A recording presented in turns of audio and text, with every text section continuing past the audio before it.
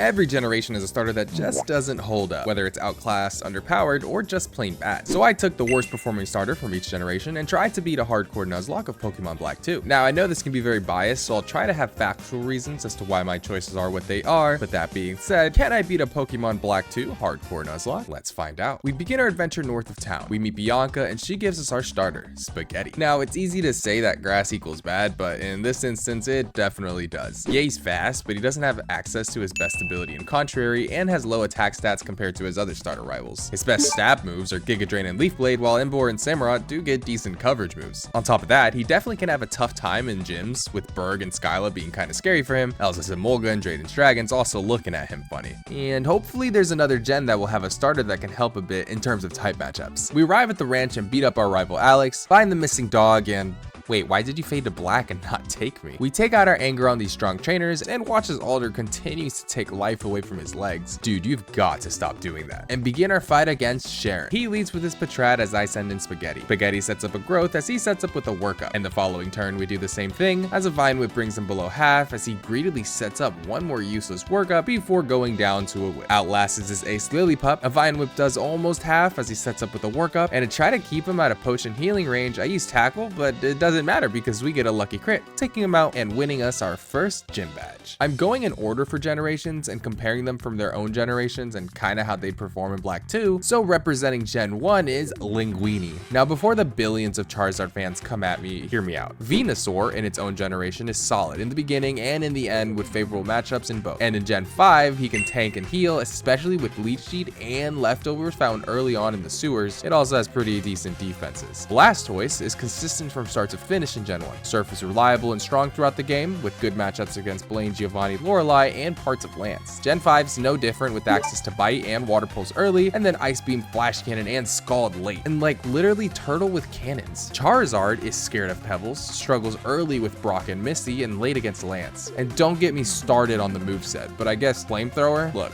Potbelly Dragon, not Dragon, is the worst Gen 1 starter, probably with even more in-depth reasons than I listed here. We arrive into Verbank and head into the second gym. I will say, this trainer kinda almost bodied Spaghetti and used Assurance and got Linguini to just 2 HP before going down to an Ember. Look, I'm not his biggest fan, but we definitely need his lack thereof of grass typing on our team. After that heart attack, Linguini learns Dragon Rage and evolves into Charmeleon, and Spaghetti evolves into Servine. Time for the Toxic Rockstar. She sends in Coughing as I send out Linguini. An Ember brings her close to half and burns her as an Assurance does 4 damage. Then after burn damage, she goes down to 1 more. Well, just like that, she's on her Ace Whirlipede, who attempts to delay, but eventually goes down to an Ember, winning us the second gym badge. Our next encounter representing Gen 2 is Penne the Chikorita. I mean, we all knew this was coming, right? There's no real reason that I have to explain why the support grass starter is the worst starter from Gen 2. Gotcha. She quickly evolves into Bayleaf. We throw a jab at the worst thing Pokemon has included in their games. You suck, Pokestar Studios. And voyage into Castelia City. We hunt down Team Plasma members and end up in the sewers where we grab the delicious leftovers, find Team Plasma, and after clearing them out, Berg lets us know there's absolutely no one else suspicious in that tunnel. Well, alright, Stevie Wonder. We head to the gym and begin our fight with Berg. And I mean, this was definitely a cakewalk. He sends in Swidloon and I lead with Penne.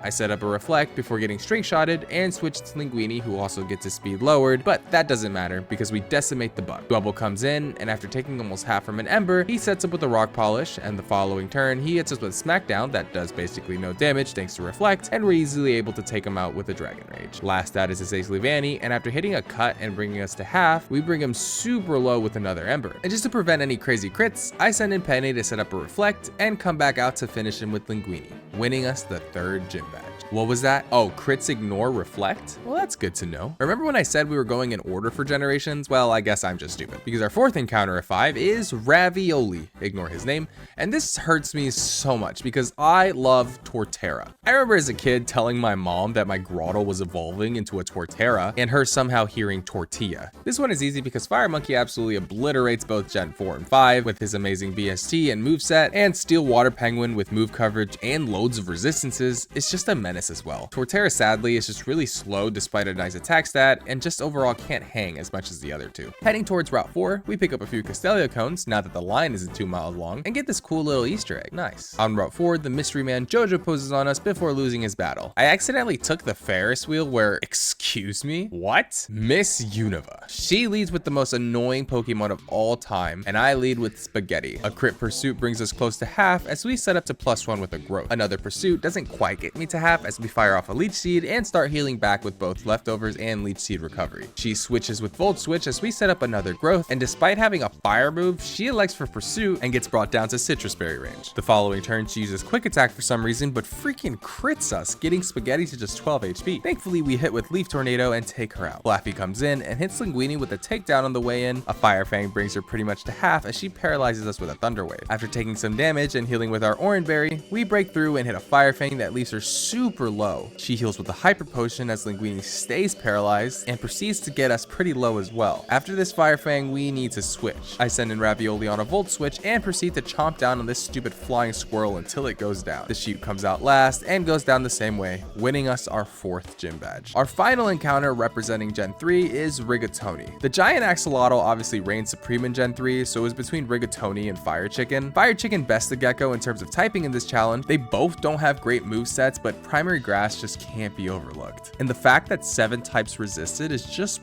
brutal. And like I said, Blitzing its typing of Fire Fighting just helps so much with Ice and Dark types running around Unova. But hey, tell me if I'm wrong. Would love to hear what your thoughts are. And while you're down there, leave a like and subscribe because, you know, you're awesome. Anywho, we strut down the runway and take out some Plasma Grunts and get into the city with the best music. Before our fight with Mr. Sandman, Penne and Ravioli evolve and we begin our fight. Clay leads with his Krokorok as Penne takes the field. We set up a Reflect as we devour the Bulldoze and a Crunch that lowers our defense and blast the Croc to the Shadow Realm with the Petal Dance. Next out is Sandslash, who hits a Crush Claw that also lowers our defense. We do take it out as well with one more Petal Dance, and thank God we get confused. That would not have been good to stay in at -2 defense. I really can't lose Penne because her ability to set up screens are desperately needed. With his Ace Excadrill now in the field, I switch into our hefty Ravioli and hit a Leech Seed, followed by 1 EQ to take him out, winning us our 5th gym badge. There's pretty much a straight shot to the next gym, so after evolving Linguini, Spaghetti, and Rigatoni, we take on Skyla. She leads with her Swoobat as I send in Ravioli. Acrobatics takes us close to half as a Bite brings her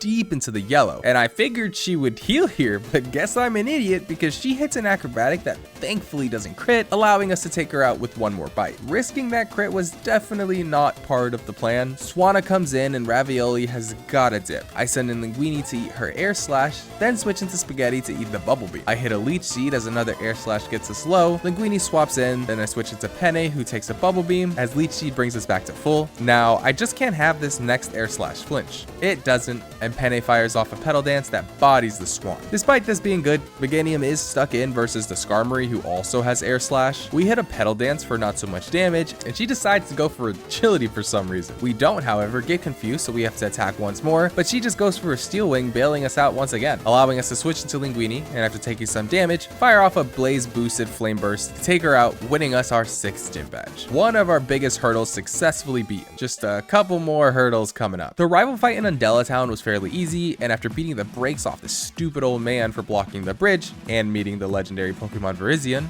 we arrive into Opelucid City, where it's time to take on Drayden. But before that, we use Linguini's wings and fly back to Castelia City, where on Route 4, we can find the person giving away citrus berries. Time for Drayden. He leads with the dumbest dragon in all of Pokemon, and I send in Penne. We set up a Reflect, reducing the damage from the incoming Crunch, and switch into Spaghetti on a Crunch. After a Leech Seed, I set it to +4 before remembering that this fool has Dragon Tail, and we get yoinked out, bringing in Rigatoni. We do a bit of damage before getting slapped by a Revenge, and switch back into Spaghetti on his healing turn. I just hope he doesn't Dragon Tail us again, so I set it to +2 and take him out with a couple of Giga Drains. The unloved Nintendo Dragon comes in and takes loads of damage from a Giga Drain before Dragon Tailing us out into Ravioli. After I go for a Leech Seed, we get flinched by a Rock Slide, but it's fine because Leech Seed takes him out. Last out is his Ace Haxorus, who scarily sets up with a Dragon Dance as he gets Leech Seeded, and EQ brings him to Citrus Berry range as he Dragon Tails us into Linguini, and after eating a Slash, we fire off our own that brings him really low. He uses Assurance, hits that thankfully doesn't crit, allowing us to bring him down with a slash, winning us our 7th badge. Drayden then brings us to his house, tells us this entire story that he honestly should have just told us in the gym. Plasma does the free stuff, we beat up Zinzolin, then Drayden completely fumbles the bag and gives us the DNA splicers while we're out in the open and there's literal demigod ninjas running around. Like, what? Dude, I don't even understand how they just took it out of my hands. Like, this freaking ice chunk is in the way and you can't even see their hands. I'm just so confused. Anyways, we beat up the ninja and arrive into Humalao City where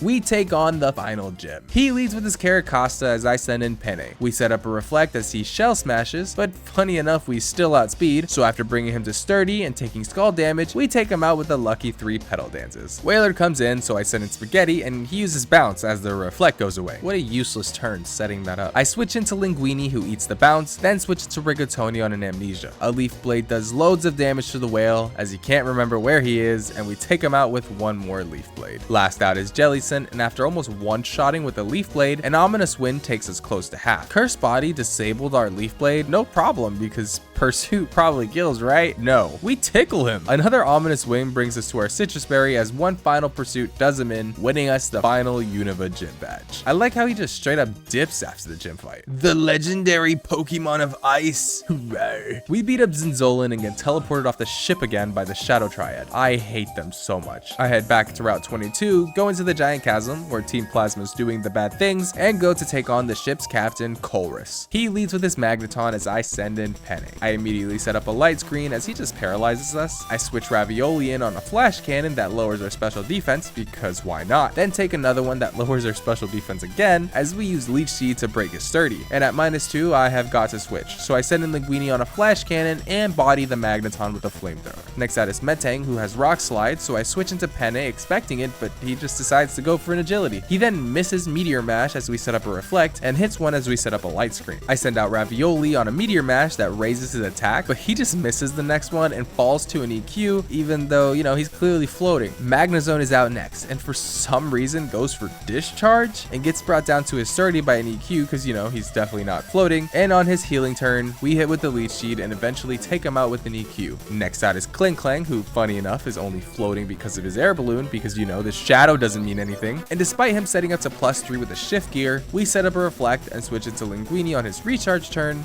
and melt him with a flamethrower. Last out is Behem, who takes a flurry of Fire Fangs, and as light screen fades, I hit Fire Fang way too quickly and completely risk Linguini's life. Thank goodness we get the flinch and we're able to take him out with a flamethrower. That would have been bad. After hearing Getz's yap, we bait up the Shadow Triad members and make our way into the cave where this literal adult is committing a war crime by trying to end me, a child, but Daddy N comes in and saves my life. The demoted father then challenges us to a battle. He leads with Cophagrigus as I send in Linguini. A flamethrower brings him close to half as he uses Toxic. He protects, then the next turn gets into the red as the Shadow Ball brings us low. A Hyrule flamethrower brings him below half and gets a lucky burn, allowing us to take him out with one more flamethrower and surviving on just 9 HP. Hydreigon comes in next. Penne comes in on a rock slide, and the next turn a Dragon Rush brings us to just 11 HP as we heal with our Citrus Berry. I set up a reflect, and since I wasn't running calcs, I just kind of boldly assumed that I would survive a Dragon Rush, but no, Penne goes down in cold blood. I am an idiot, and with that loss, I think this run is cooked. I send in Spaghetti and Leech Seed him, and then a Giga Drain for me does a solid 2 damage, and I set up a Growth as he eventually goes down to Leech Seed damage. Next out is Frog, who I obliterate with a Giga Drain. Electrok comes out next, and I Leech Seed him as an Acrobatics does a good chunk of damage. I use Giga Drain as he uses Flamethrower, and take him out the next turn with one more Giga Drain. Next out is Drapion, who goes down to an EQ from Ravioli, and same for his Toxicroak,